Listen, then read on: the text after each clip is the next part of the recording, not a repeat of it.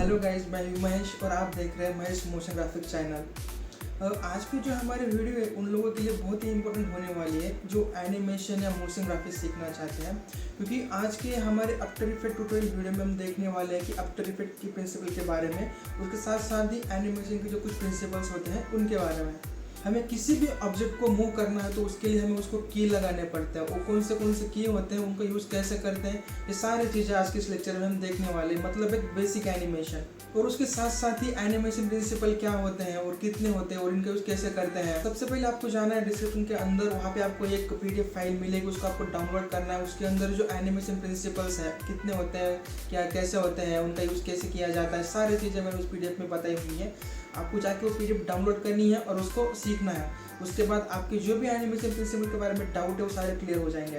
Video थोड़ी लंबी हो सकती है, बट अगर एक बार आप एक बेसिक एनिमेशन सीख लेते हो तो उसके बाद आप जो एडवांस एनिमेशन करोगे ये आपको बहुत ही काम आएगा, क्योंकि बेसिक से ही आप एडवांस तक जा सकते हो।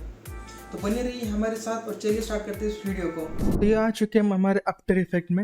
वीडियो में आगे बढ़ने से पहले एक बात बता दूं, इस वीडियो में हम जो आफ्टर इफेक्ट के की फ्रेम्स है वो बेसिक टू एडवांस देखने वाले हैं पूरे, क्योंकि जब भी आप आगे जाके एडवांस मोशन ग्राफिक्स करोगे तब आपको उसमें कोई दिक्कत नहीं आएगी। वीडियो थोड़ा लंबा हो सकता है, बट इसमें इन डेप्थ सारी चीज़ें मैं आपको बता रहा हूँ, तो आपको वीडियो पूरा देखना पड़ेगा, तभी समझ में आएगा कि इसमें हुआ क्या है आखिर और ये की फ्रेम कैसे काम करते हैं। अब जो स्क्रीन के सामने आपको दिख रहा है उस पे मैंने एक बेसिक सा एनिमेशन करके रखा हुआ है, एक पोजीशन का, एक स्केल का, रोटेशन का और ऑपेसिटी का।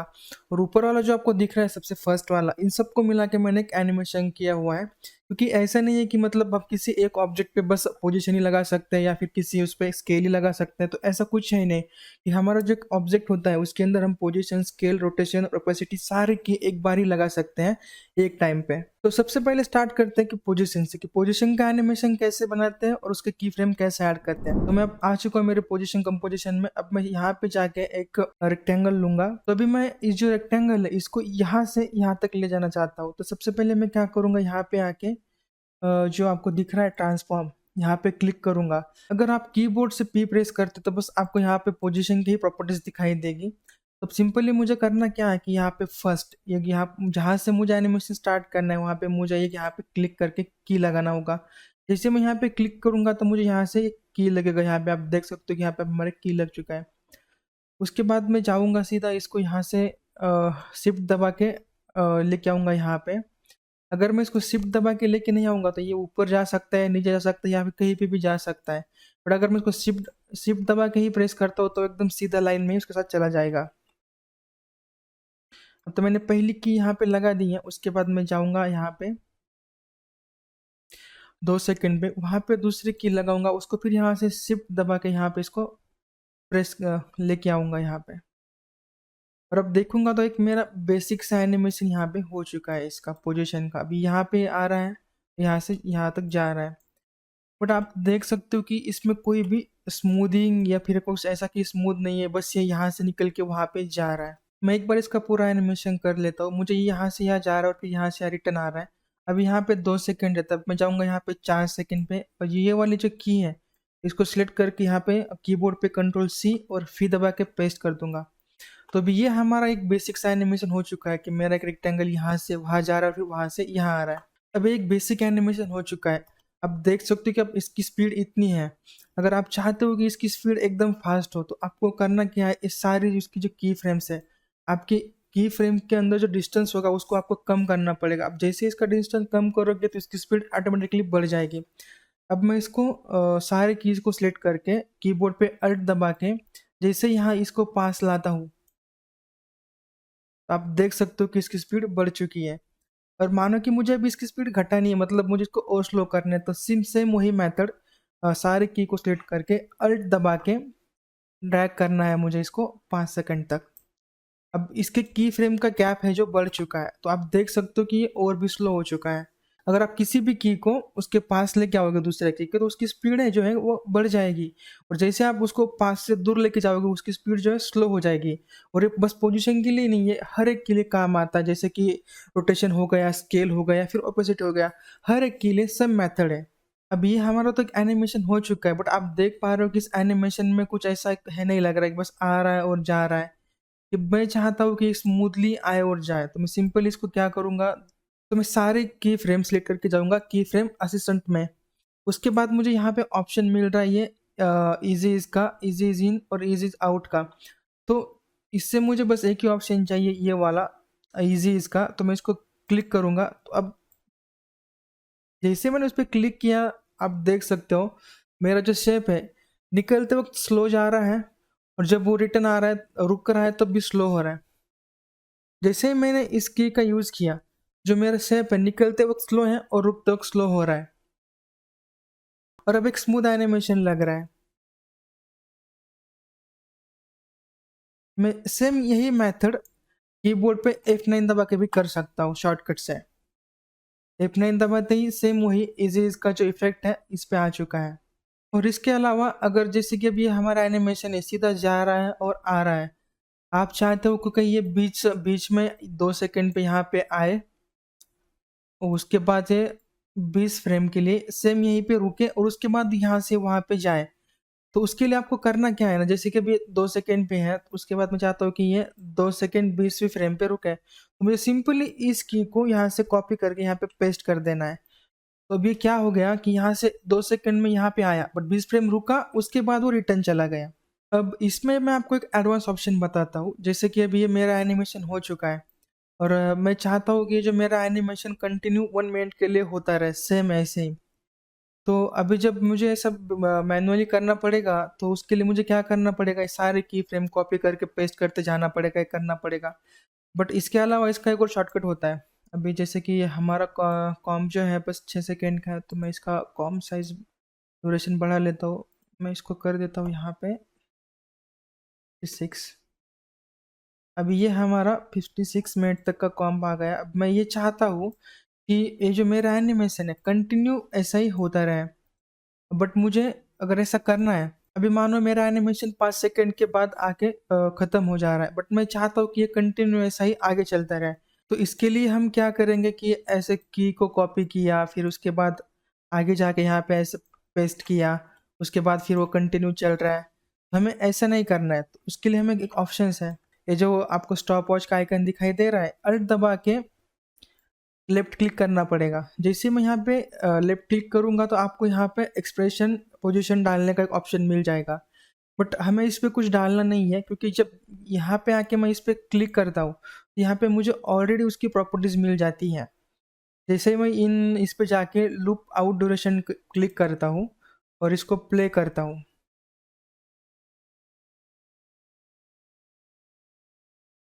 तभी जितना मेरा कम ड्यूरेशन है उतनी ड्यूरेशन तक ये सेम एनिमेशन मेरा चलता ही रहेगा, जैसा अभी मैंने ये एनिमेशन बना के रखा था। जब तक मेरा काम खत्म नहीं हो जाता, सेम एनिमेशन मेरा ये चलने वाला है। तो ये की का यही काम होता है पोजीशन की का, कि एक ऑब्जेक्ट को यहाँ से वहाँ लेके जाना। अब सिंपल लैंग्वेज में बोलूँ तो पोजीशन की का काम क्या होता है, एक ऑब्जेक्ट को यहाँ से वहाँ लेके जाना, मतलब उसकी पोजीशन को चेंज करना, ऐसा ही होता है। इस वीडियो में हम बस बेसिक देख रहे हैं, तो इसमें कुछ एक्स्ट्रा एडवांस हम करने वाले नहीं है। तो मैं बस ये बता रहा हूँ कि कौन सी की का क्या यूज़ होता है और वो क्या काम करती हैं। उसके बाद हमारी जो की आती है वो आती है स्केल की। अब मैं सीधा यहाँ पे जाऊँगा लेयर पे या कीबोर्ड पे एस प्रेस करूँगा, तो मुझे स्केल की प्रॉपर्टीज मिल जाएगी। अब जैसे मैं यहाँ पे क्लिक करूँगा और आगे जाके दूसरी की दूंगा, क्योंकि एनिमेशन करने के लिए सेकंड की मस्ट होती है। अब यहाँ पे जाके इसको भी मैं यहाँ पे की लगा दूंगा। अब जब यहाँ स्टॉप वॉच पे क्लिक करते हो तो आपकी की लग जाती है, बट यहाँ पे जाके आप स्टॉप वॉच पे क्लिक करोगे तो आपकी की चली जाएगी, क्योंकि आपको एक बार की लगाने के लिए इस पे क्लिक करना पड़ता है। उसके बाद सेकंड की अगर आपको लगानी है, तो आपको यहाँ पे की फ्रेम वाला जो ऑप्शन है इसके ऊपर क्लिक करना पड़ेगा, तभी आपकी की लगेगी। अब मैं यहाँ पे जाके इसको कर देता हूँ 0 और आगे इसका 100। तो ये हो गया हमारा स्केल का एनिमेशन। अब स्केल की का काम क्या होता है, किसी भी ऑब्जेक्ट को छोटे से बड़ा करना, फिर बड़े से छोटा करना। अब ये बस अब आपको लग रहा है कि यहाँ पे मैंने 0 पे की लगा दी और उसके बाद दूसरी 100 पे लगा दी, तो ऐसा नहीं है। अब इसको मैं स्केल करूंगा तो ये 100 के पार आगे जहाँ तक है जा सकता है, मैक्सिमम उसकी स्केल हो सकती है। और जैसे ही इसकी प्लस में इंक्रीज होती है, वैसे ही माइनस में भी होती है। नेक्स्ट ऑप्शन जो हमारा है, मतलब नेक्स्ट की जो हमारी है रोटेशन की। अब रोटेशन का काम क्या होता है, किसी भी ऑब्जेक्ट को रोटेट करना। अब जैसे मैं यहाँ पे गया, मैंने यहाँ पे आर प्रेस किया, मैंने यहाँ पे लगा दी एक की, उसके बाद गया मैं 2 सेकेंड पे, उसके बाद मैंने यहाँ पे कर दिया इसको 1। तो अब 1 मतलब ये पूरा उसका एक 360 घूम के सीधा इस पे आ जाएगा, मतलब एक 360 एंगल पे घूम के आ चुका है पूरा 1 में। अब रोटेशन में और एक बात क्या है, जैसे कि अब मैंने यहाँ पे एक लगा दी की 1 की, उसके बाद अगर मैं यहाँ पे जाके 4 पे इसको 0 कर देता हूँ, तो इसका एनिमेशन आप देखिए कैसा होता है। अब यहाँ से ऐसा घूम रहा है, अब यहाँ से ऐसा घूमेगा, क्योंकि यहाँ से क्या हुआ है ना, स्टार्टिंग से यहाँ तक वो प्लस में गया है, मतलब +1 गया है, और यहाँ से वो 1 से 0 हो चुका है, मतलब माइनस। अगर प्लस में करते हैं तो वो घूमेगा लेफ्ट टू राइट, और अगर माइनस करते तो वो घूमेगा राइट टू लेफ्ट। मतलब ये जैसे मैं बैठा हूँ उस हिसाब से बोल रहा हूँ कि लेफ्ट टू राइट और राइट टू लेफ्ट हो रहा है। तो जब भी आप रोटेशन की दोगे तो आपको उसमें एक चीज़ का ख्याल रखना है कि आप प्लस या माइनस क्या कर रहे हो, तो आपको उसका ध्यान रखना पड़ेगा ताकि आपके एनिमेशन को खराब ना करें। नेक्स्ट ऑप्शन जो हमारा ओपेसिटी का है, ओपेसिटी मतलब ट्रांसपेरेंसी। कि ट्रांसपेरेंसी मतलब ये कि जो ऑब्जेक्ट हमें दिख रहा है हम उसको कितना दिखाना चाहते हैं, कितना परसेंट उसको दिखाना चाहते हैं। 100% मतलब वो एकदम अच्छी तरीके दिखाई देगा, अगर हम उसको डिक्रीज करते हैं तो वो कम कम दिखाई देगा। उसी हिसाब से इसको कर सकते हैं हम एनिमेशन में भी। अब मैं यहाँ पे गया और टी प्रेस किया, और एक हाँ बात, अब जब आप ओ प्रेस करोगे तो आपको ओपेसिटी की प्रॉपर्टीज नहीं दिखाई देगी, उसके लिए आपको टी प्रेस करना पड़ेगा कीबोर्ड पे, तभी आपको ओपेसिटी की प्रॉपर्टीज दिखाई देगी। अब मैं यहाँ पे गया, अब जैसे मैंने इसका ओपेसिटी को अब मैंने इसको 50 कर दिया, तो अब इसका जो मतलब जैसे मैंने इसको 50 कर दिया, अब ये मुझे थोड़ा धुंधला सा दिखाई दे रहा है। अब मैं इसको और कम करूंगा, जैसे कि 20, तो अब मुझे ये और कम दिखाई दे रहा है। अब जैसे मैं इसको 100 करूंगा तो मुझे ये पूरा ही दिखाई देगा। हाँ, इसके जो प्रॉपर्टीज है 100 के आगे नहीं जाती, क्योंकि उसमें 100 मतलब फुल होता है, 100 के आगे नहीं जा सकते हम इसमें। अब मुझे इसके ऊपर की लगानी है, तो सबसे पहले मुझे यहाँ पे क्लिक करना पड़ेगा 1 नंबर पे, उसके बाद 2 सेकंड पे जाके यहाँ पे की फ्रेम दूसरी मुझे ऐड करनी पड़ेगी। अब मैं चाहता हूँ कि यहाँ पे ये ना दिखे और ये यहाँ पे दिखे एक तक, मतलब धीरे धीरे ऐसा दिखता हुआ आए यहाँ से वहाँ। तो उस चीज़ के लिए मैं इसका यूज कर सकता हूँ। मोस्टली यूज कैसा होता है कि हम कहीं किसी सीन में किसी चीज़ को दिखा रहे हैं, स्पेसिफिक टाइम तक मुझे दिखा, मतलब इसी टाइम तक मुझे दिखनी चाहिए, उसके बाद ये मुझे नहीं दिखनी चाहिए, तो सिंपली हम उस लेयर को उस पर जाकर ओपेसिटी की लगा के उसको 100 से 0 कर सकते हैं, तो वहाँ से वो गायब हो जाएगा। तो बेसिकली ओपेसिटी का काम क्या होता है, आपके सीन में किसी ऑब्जेक्ट को दिखाना या हाइड करना, यही काम होता है। स्पेसिफिक टाइम के बाद अगर आपको कोई चीज़ नहीं चाहिए तो उसको आप ओपेसिटी कम करके वहां से हटा सकते हो। तो सिंपली अभी हम देखेंगे कि ये जो हमारे की फ्रेम्स है इसका यूज करके हम एक कार का एनिमेशन करके देखेंगे। अभी अब मेरे पास एक कार है, अभी मुझे इसको यहाँ से कंपोजिशन के बाहर से अंदर लाना है, थोड़ी देर स्लो करना है, उसके बाद स्पीड से उसको बाहर निकालना है। तो उसके लिए मुझे क्या करना पड़ेगा, अब जैसे कि मेरी ये कार है, सबसे पहले मैं स्टार्टिंग में दूंगा कार को पोजीशन का की, उसके बाद जाऊंगा मैं 2 सेकंड पे, वहाँ पे दूंगा एक की, उसके बाद पहले वाले की फ्रेम पे आके इसको कर दूंगा सिलेक्ट करके यहाँ से पीछे इसके बाहर। तो अभी यहाँ से ऐसा यहाँ पे आ रहा है, उसके बाद वो 4 तक है, ऐसा इतना स्लोली यहाँ से आगे जाएगा, उसके बाद वो 6 पे जब जाएगा तो वो सीन के बाहर जाएगा ऐसा। तब बेसिक एक एनिमेशन हमारा हो चुका है कि कार यहाँ से यहाँ आ रही है और यहाँ पे वो जा रही है। उसके बाद क्या करना है, हमें जो कार के जो टायर्स है, व्हील्स है, उनको रोटेट करना है। तो मैं दोनों टायर को सिलेक्ट करूंगा, यहाँ पे जाऊंगा फर्स्ट इस पे, यहाँ पे कीबोर्ड पे प्रेस करूंगा आर, यहाँ पे करूंगा क्लिक की फ्रेम, उसके बाद आऊंगा 2 सेकंड पे, यहाँ पे करूंगा क्लिक और यहाँ पे इसको कर दूंगा 1।